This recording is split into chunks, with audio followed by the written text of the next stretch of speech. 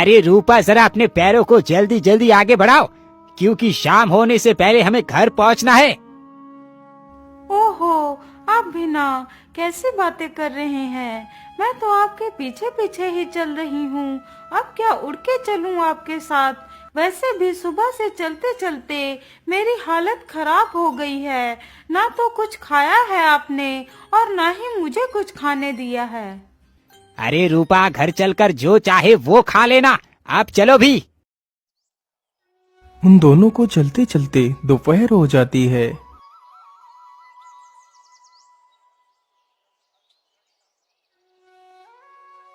अजी, अब मैं इससे आगे नहीं चल पाऊंगी। हम थोड़ी देर इसी पेड़ के नीचे आराम कर लेते हैं, फिर आगे चलेंगे। अच्छा अच्छा, ठीक है, तुम थोड़ी थोड़ी देर यहीं पर आराम कर लो, मैं तुम्हारे लिए कुछ खाने को ढूंढ कर लाता हूँ। रूपा तो वहीं पेड़ के नीचे लेट जाती है और हीरालाल कुछ खाने की तलाश में जंगल में आगे चला जाता है। रूपा पेड़ के नीचे काफी देर तक सोती रहती है। अरे रूपा, चलो अब उठ जाओ, देखो मैं तुम्हारे लिए मीठे मीठे फल लाया हूँ, तुम इन्हें जल्दी से खा लो, फिर हम घर चलते हैं।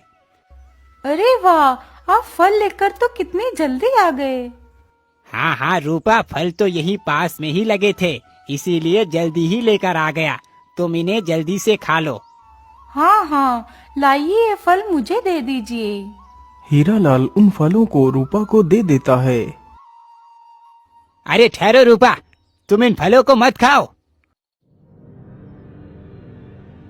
अरे तुम कौन हो? अरे मैं तुम्हारा पति हूँ हीरालाल, मैं तुम्हारे लिए फल लेने गया था। अरे बेवकूफ बहरूपिये, तू है कौन जो मेरी पत्नी को अपनी पत्नी बना रहा है? अरे यही तो मैं तुझसे भी पूछना चाहता हूँ कि आखिर तू है कौन जो मेरी पत्नी को अपनी पत्नी बना रहा है? अरे मैं ही तो हूँ उसका असली पति। अरे रूपा, तुम इस बहरूपिये की बात ना सुनो, चलो अब हमें यहाँ से चलना चाहिए। इतना बोलकर वह रूपा का हाथ पकड़ लेता है। वह दोनों ही रूपा का एक एक हाथ पकड़कर अपनी अपनी ओर खींचने लगते हैं। अरे आप लोग ये क्या कर रहे हैं? छोड़ो मुझे। अरे क्या हुआ भाई, तुम दोनों आपस में ही क्यों लड़ रहे हो? देखिए ना भैया, ये युवक मेरी पत्नी को अपनी पत्नी बता रहा है। अरे भाई, तुम दोनों की शक्ल तो बिल्कुल हूबहू एक जैसी है। क्या तुम्हारा कोई जुड़वा भाई भी है? अरे नहीं भाई, मेरा कोई जुड़वा भाई नहीं है। मैं अपनी पत्नी को ससुराल से लेकर घर वापस जा रहा था। पता नहीं ये मेरी शक्ल का आदमी कहाँ से आकर मेरी पत्नी को अपनी पत्नी बता रहा है। वैसे इन दोनों की शक्ल तो एक जैसी ही है, इसमें कोई भी फैसला करना मुश्किल है। अरे सुनो भाई, तुम लोग आपस में ही मत लड़ो। मेरे हिसाब से तुम दोनों को राजा के पास जाना चाहिए, क्योंकि तुम दोनों का फैसला राजा ही कर सकते हैं। हाँ हाँ, चलो महाराज के पास। इतना बोलकर वह सारे लोग राजमहल में पहुंच जाते हैं। बोलिए, आप लोगों की क्या समस्या है? महाराज, मेरा नाम हीरालाल है। मैं अपनी पत्नी को ससुराल से लेकर अपने घर वापस जा रहा था। नहीं महाराज, ये हीरालाल नहीं है, हीरालाल मैं हूँ। ससुराल से मैं लौटकर जा रहा था। उन दोनों की बात को सुनकर राजा का भी दिमाग घूम जाता है। अरे राम राम राम, ये कैसे हो सकता है? एक ही शक्ल के दो आदमी और दोनों ही इस औरत को अपनी पत्नी बता रहे हैं। अब मैं क्या करूं? किसके पक्ष में फैसला सुनाऊं? कुछ समझ नहीं आ रहा। अरे मंत्री जी, आपका क्या कहना है? आखिर इन दोनों में से कौन सत्य बोल रहा है? महाराज, इस विषय पर कोई भी फैसला करना इतना आसान नहीं है। तो फिर तुम ही बताओ मंत्री जी, अब मैं क्या करूं? महाराज, यदि आप बुरा ना माने तो आपको ये फैसला प्रतापगढ़ राज्य में भेजना चाहिए। सुना है वहाँ सारे फैसले एक तोता सुनाता है। आज तक उसने कोई भी गलत फैसला नहीं सुनाया है। यदि ऐसी बात है मंत्री जी, तो हमें आज ही प्रतापगढ़ चलना होगा। फिर वह सारे लोग प्रतापगढ़ राज्य को जाते हैं। राजा सारी कहानी उस तोते के सामने सुनाता है।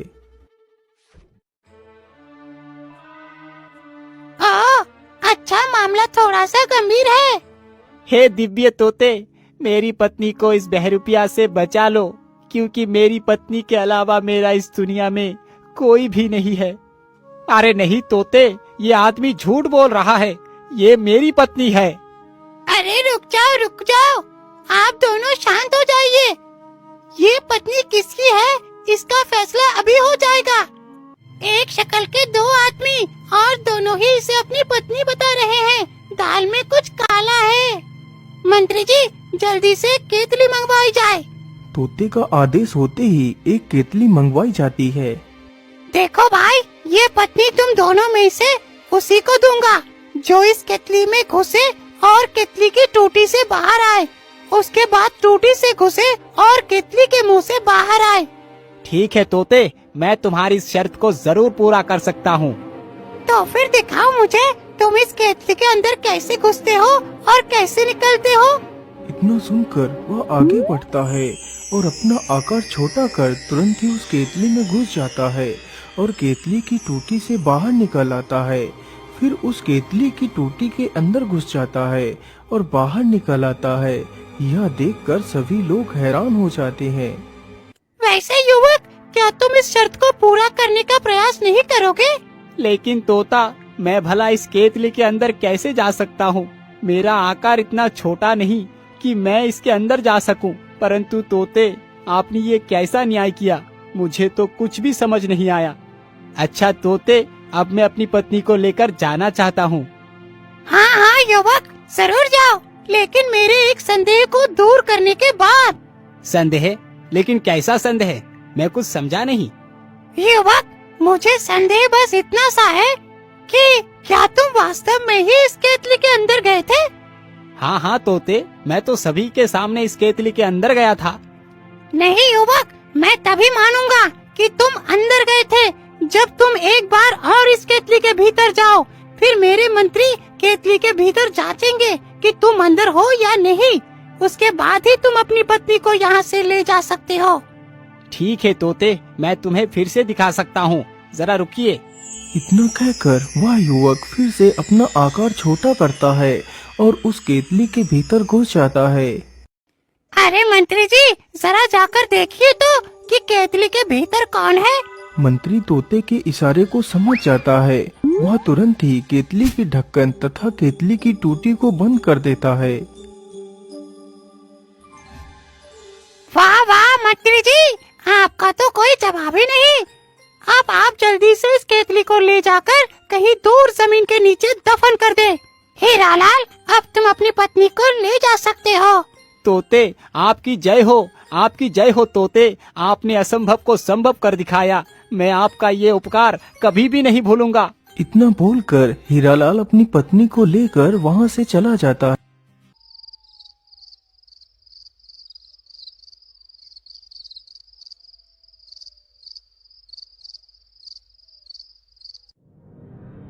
वैसे तोते, तुमने उस शैतान को पहचान कैसे लिया? महाराज, एक ही शक्ल के दो आदमी और दोनों ही एक स्त्री को अपनी पत्नी बता रहे हैं। उन दोनों की बात से मैं समझ गया था कि उन दोनों में से कोई एक शैतान ही हो सकता है, जो उस परीक्षण के बाद सुनिश्चित हो गया। वाह तोते, तुम्हारा तो कोई जवाब ही नहीं। तुम्हारी बात से ऐसा लगता है कि तुम कोई तोता नहीं, जरूर कोई महान आत्मा हो। तुम कोई साधारण तोता नहीं हो सकते। आखिर तुम कौन हो? रंजीत सिंह, तुम उचित कहते हो। मैं कोई तोता नहीं, मैं तुम्हारा मित्र राजा, मैं माणिक हूँ। तोते के मुख से यह बात सुनकर रंजीत सिंह हैरान ही रह जाता है। क्या बोला? तुम राजा माणिक हो, मेरे मित्र हो? लेकिन मेरा मित्र तो अपने महल माणिक राज्य में है। अरे भाई, वो तुम्हारा मित्र नहीं, वो तो मेरा दुष्ट मंत्री सारंग है। वो तुम्हारा मंत्री सारंग है? लेकिन सारंग तो राजमहल छोड़कर किसी दूसरे देश में चला गया था। नहीं मित्र, वो कहीं भी नहीं गया। वो राजमहल में ही मेरा शरीर धारण कर रह रहा है। लेकिन मित्र, ये सब कुछ कब और कैसे हुआ? ये बात तब की है जब मैं एक दिन अपने राज्य दरबार में बैठा हुआ था। महाराज, क्या हुआ सैनिक? तुम इतना परेशानी में क्यों दिखाई पड़ रहे हो? महाराज, हमारे राज्य में एक ऐसे महान संत आए हैं जिसने मरे हुए इंसान को भी जीवित कर दिया है। महाराज, यदि ऐसी बात है तो हमें उस महान आत्मा से जरूर मिलना चाहिए। मंत्री की यह बात सुनकर राजा साधु के पास जाता है। बाबा, अपने मरे हुए व्यक्ति को कैसे जीवित कर दिया? महाराज, ये एक सिद्ध विद्या है जिसे मैंने अपनी तपस्या से अर्जित किया है। बाबा, यदि आप बुरा ना माने तो क्या आप मुझे इस विद्या को सिखा सकते हैं?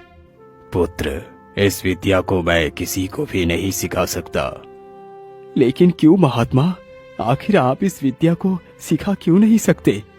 क्योंकि ये विद्या सीखने के बाद मनुष्य इस विद्या का गलत उपयोग करने लगेगा। कोई भी व्यक्ति प्रकृति के नियमों के विरुद्ध नहीं जा सकता। बाबा, मैं एक राजा हूँ। मैं इस विद्या का उपयोग जन कल्याण के लिए ही करूँगा। मैं ऐसा कोई भी कार्य नहीं करूँगा जो प्रकृति के विपरीत हो। यदि ऐसी बात है राजन, तो ठीक है, मैं तुम्हें विद्या जरूर सिखाऊंगा, लेकिन उसके लिए तुम्हें माधवी पर्वत पर आना होगा। ठीक है बाबा, मैं जरूर आऊंगा।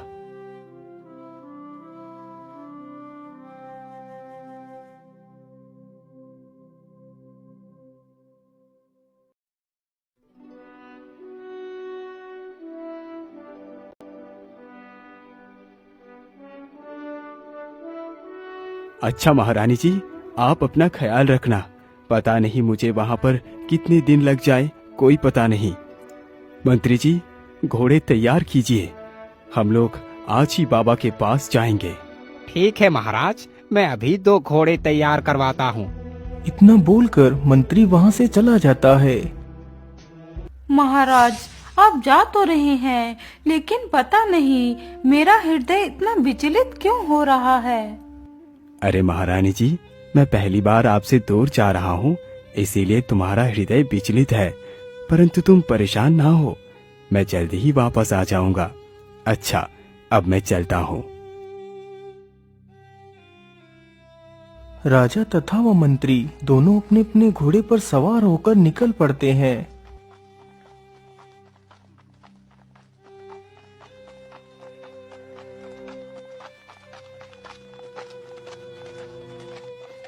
वह दोनों चलते चलते जल्दी ही माधवी पर्वत पर पहुंच जाते हैं।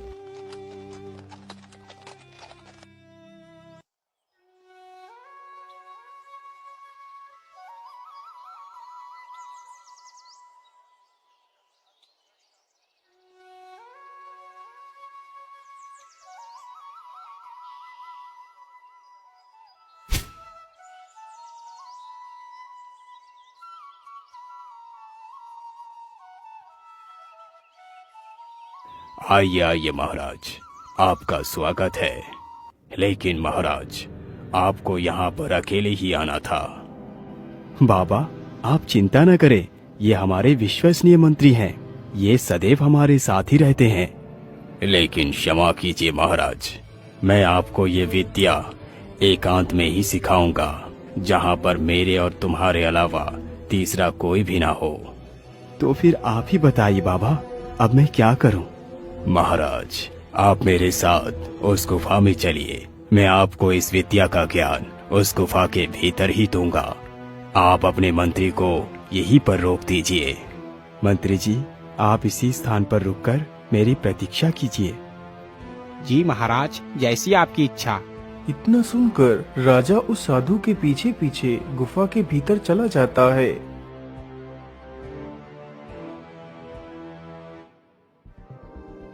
अरे, ये राजा तो कितना स्वार्थी है। विद्या सीखने के लालच में मुझे यहीं छोड़कर चला गया। लेकिन मैं भी तुम्हारा मंत्री हूँ, आखिर मैं भी देखता हूँ कि ये साधु तुम्हें कौन सा विद्या सिखाता है। इतना सोचकर मंत्री भी चुपके से उस गुफा में घुस जाता है और छिपकर उस साधु की सारी बातों को सुनता है।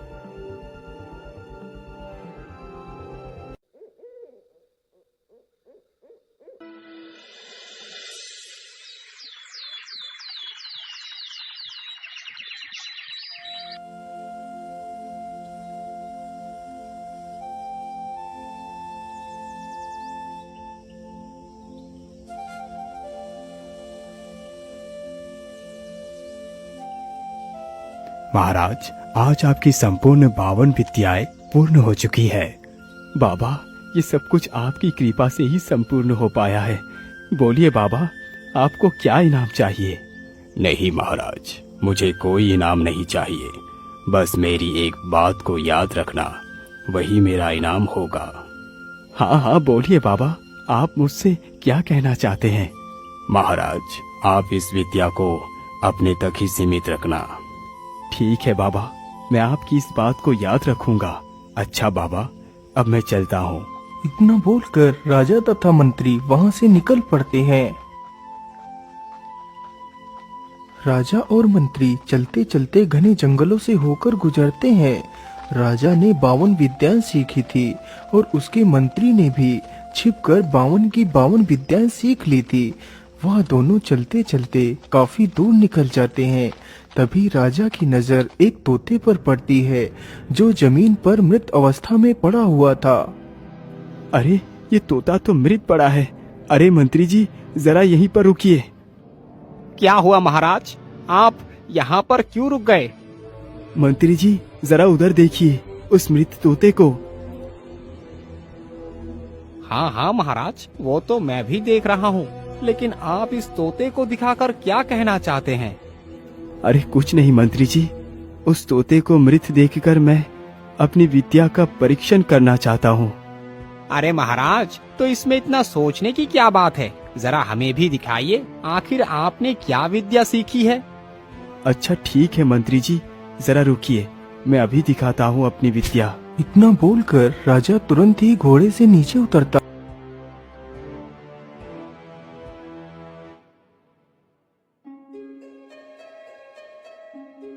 राजा अपनी विद्या से अपने शरीर को छोड़कर अपने प्राणों को तोते के शरीर में प्रवेश करता है। उधर मंत्री अपने शरीर को छोड़कर राजा के शरीर को धारण कर लेता है और तुरंत ही उठकर उस तोते पर झपटता है, लेकिन तोता वहां से उड़ जाता है।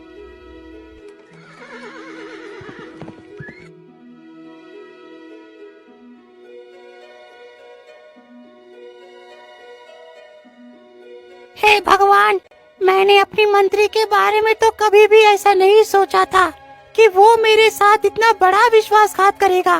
तोता एक पेड़ की डाल पर बैठकर यह सारी बातें सोच रहा था।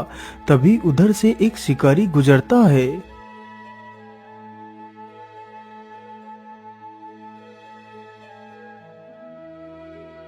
अरे ओ शिकारी भाई, क्या आप मुझे कुछ अनाज के दाने खिला सकते हैं? मैं बहुत भूखा हूँ। लेकिन मैं तुम्हें दाने क्यों खिलाऊं? इसमें मेरा क्या फायदा? शिकारी, मैं तुम्हें दानों के बदले में ढेर सारा धन दिला सकता हूँ, जो तुमने कभी अपने सपने में भी नहीं सोचा होगा।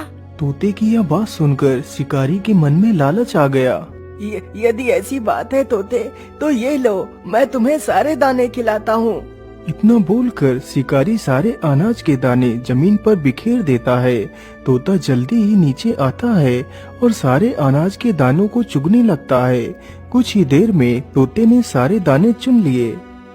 तोते, मैंने तुम्हें दाने खिला दिए, अब तुम जल्दी से मुझे खजाना दो। शिकारी भाई, खजाना तुम्हें मैं नहीं दूंगा, खजाना तो तुम्हारे राज्य के राजा देंगे। मुझे राजमहल लेकर चलो, मैं तुम्हें वहाँ पर ढेर सारा खजाना दिलाऊंगा। फिर उस शिकारी ने मुझे आपके हाथों बेच दिया। मित्र, ये तो बहुत बड़ा विश्वासघात किया उस दुष्ट मंत्री ने। वैसे मित्र, क्या तुम अपने वास्तविक रूप में नहीं आ सकते हो? मित्र, मैं अपने वास्तविक रूप में तो आ सकता हूँ, यदि तुम मेरी मदद करो तो। हाँ हाँ बोलो मित्र, मैं तुम्हारी सहायता कैसे कर सकता हूँ? फिर तोता अपनी सारी योजना को राजा के कान में बताता है।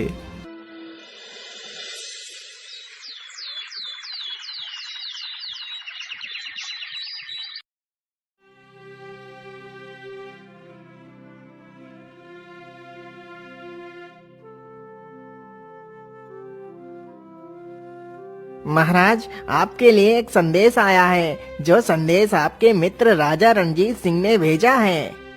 हाँ हाँ सैनिक बोलिए, हमारे मित्र ने क्या संदेश भेजा है? महाराज, उन्होंने आपको भोज के लिए आमंत्रित किया है। आखिर ये रंजीत सिंह मुझे क्यों बुला रहा है? क्या बात हो सकती है? यदि मैं बुलावे पर गया नहीं तो उसे मुझ पर संदेह हो जाएगा। ये सारी बातें सोचकर वह अपने घोड़े पर सवार होकर निकल पड़ता है।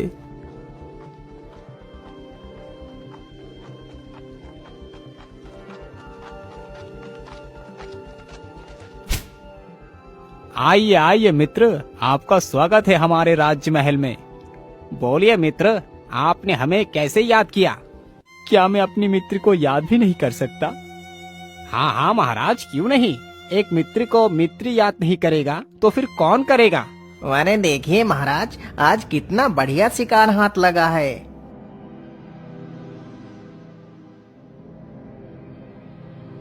अरे वाह वाह वाह, ये हिरन तो कितना सुंदर है। इसकी सुंदरता देखकर तो आंखें हट ही नहीं रही। मृत अवस्था में ये इतना सुंदर दिख रहा है। यदि ये जीवित होगा तो कितना सुंदर होगा। काश कि मैं इसकी सुंदरता को इसकी जीवित अवस्था में देख पाता। अरे महाराज, इसके लिए आप इतना दुखी क्यों होते हैं? यदि आपको इसे जीवित देखना है तो मैं अभी इसे जीवित कर देता हूँ। परंतु मित्र, आप इसे जीवित कैसे कर सकते हैं? अरे मित्र, बस देखते जाइए मैं इसे कैसे जीवित करता हूँ। इतना बोलकर वह जमीन पर लेटता है और अपने प्राणों को निकालकर हिरण के उस मृत शरीर में डाल देता है। तभी राजा मणिक अपने प्राणों को उस तोते के शरीर से निकालकर वापस अपने शरीर में डाल देता है और तुरंत ही उठकर अपनी तलवार से हिरण का सिर काट देता है। दुष्ट मंत्री, तेरे विश्वासघात की सजा यही है।